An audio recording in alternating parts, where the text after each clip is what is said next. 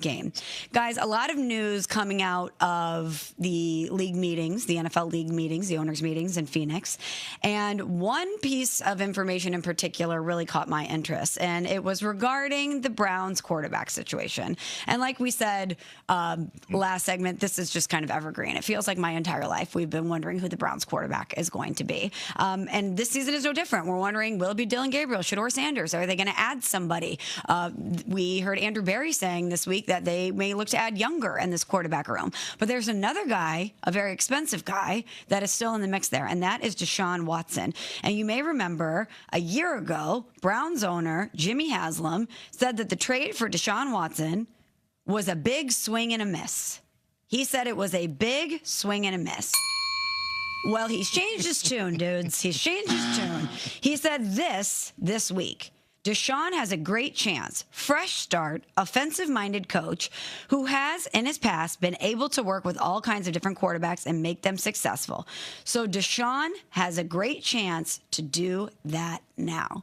Jimmy Haslam changing his tune on Deshaun Watson from going, it's a big swing and a miss, to he's got a great chance to be successful. Freddie, do you think we will see Deshaun Watson be the starting quarterback for the Cleveland Browns this season? Why not? Because they've started 44 different starting quarterbacks since 1999. Let me say that out loud again. The Cleveland Browns, in the history of Brownsian things at the quarterback position, this is Brownsian because they started 44 different starting quarterbacks since 1999 when the NFL put that franchise back in that city.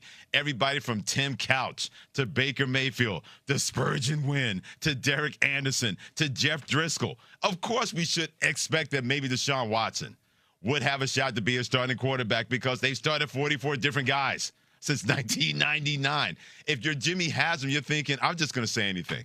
I wonder what they're putting in the drinks at the owners' meetings in this weekend, because there's no way he could have said this sober and meant it when it comes to Jimmy Haslam by saying, hey, I think Deshaun Watson has a chance to be QB1. It wouldn't surprise anybody. And I said to myself, well, yeah, based on the 44 previous guys you started that position, including Shedeur Sanders, who many people believe should be the starting quarterback, in Brownsian history, Smalls and David, this is Brownsian when it comes to quarterback position, that they would actually say with a straight face that Deshaun Watson, the star-crossed Deshaun Watson, has a chance to be a starting quarterback in 2026. To even utter those words that he is uttering right now about Deshaun Watson possibly being your starter is the single most embarrassing thing I could ever imagine general manager saying in the history of sports.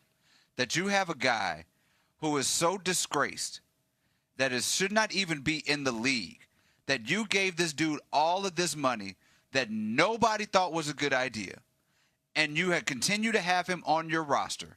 When you have played him, he has shown that he is not a starting quarterback.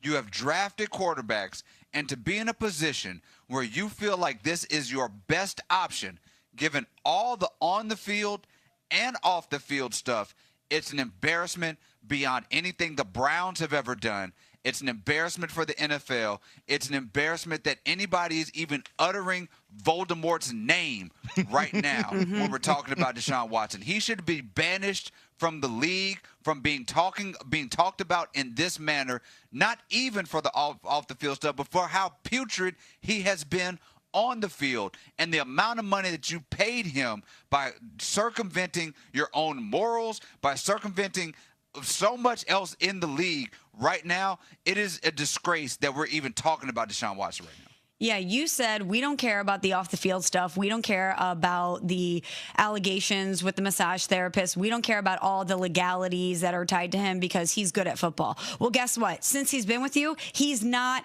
good at football. Outside of one half of football where we go, maybe Deshaun Watson is turning a corner, he's been bad. And he's been injured. He tore his Achilles in 2024. He re-ruptured it again. And he's missed the past 2 seasons playing. And you think all of a sudden he's going to be good? But they've been soft launching this, guys. Like, remember last year, even when he was rehabbing, they were posting him on social media. They would mention how he was being a good mentor to the young guys. Like, they have been soft launching this for a while. So even though it is shocking in some ways, because you yourself agreed with us when we said this is potentially the worst deal in NFL history, that you essentially built the Houston Texans, who are now a perennial playoff team, with all the capital that you gave them for Deshaun Watson, and you gave him $230 million guaranteed. We said this is potentially, I don't even know if you could add potentially, it's probably the worst deal in NFL history. You acknowledge as such by saying it's a swing and a miss, and now all of a sudden you've changed your tune. Well, they're trying to justify the $230+ million guaranteed contract. That's what this is. I always say in the National Football League, you follow the money and you'll get your answers.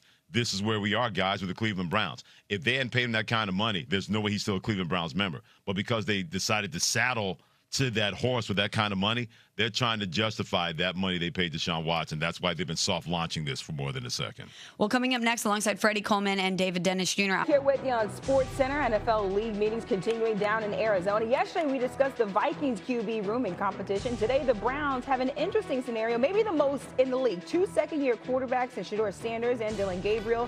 And then Deshaun Watson, who has given zero productivity since he was traded from Houston. All right, let's bring in our NFL analyst, Peter Schrager, from the NFL League meetings right now. And Peter, what's your perspective on the Browns quarterback situation right now? Yeah, I was sitting basically on Todd Monken's hip during the entire morning at the breakfast that they had with the AFC coaches and all the different media members. And it was interesting. He said Shedeur Sanders has been a very present person in the building. Now, they can't do actual football. They can't work out. They're not allowed to by the CBA, but they're allowed to be in the building and working out. Shedeur Sanders has made it his priority to be there and has really gotten to know Todd Monken. On the other side of it, Dylan Gabriel has not been there. To his knowledge, Monken said he has not seen Dylan Gabriel and he has not been in the building. And then obviously Deshaun Watson is still in the mix too. And they've had conversations, but Watson hasn't been there every day. So Shedeur Sanders, say what you want. His presence has been noted. And he and Monken are already developing into having a nice little relationship. So it's early on in the process, and Todd was very key to say that, hey, look, this is April, this is March, this isn't where it's going to be solved. It's going to be an open competition.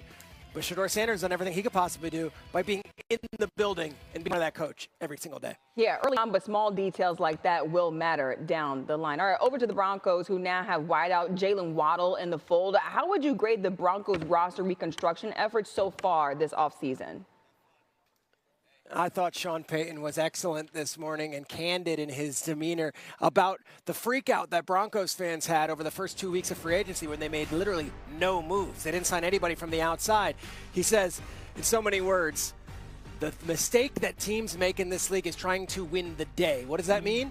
It means trying to win free agency frenzy day, win draft day, win coaching hiring day. Those days don't matter. It is a full year to 2 years to 3 years process, and you build. You don't want to win the day. So he said everybody was bashing him in the media. Everyone locally, the Broncos fans, were killing him for not being active, and maybe they were suggesting that he was preparing for a flag football game. But when it mattered most, they got their guy in Jalen Waddle, and they also were very excited to bring back J.K. Dobbins, an under-the-radar move, but an extension to a player that means a lot to them. So Payton said, everyone slow down, trust the process. You don't want to win free agency frenzy. There's no such thing as championships in February or March. Yeah, look, the bottom line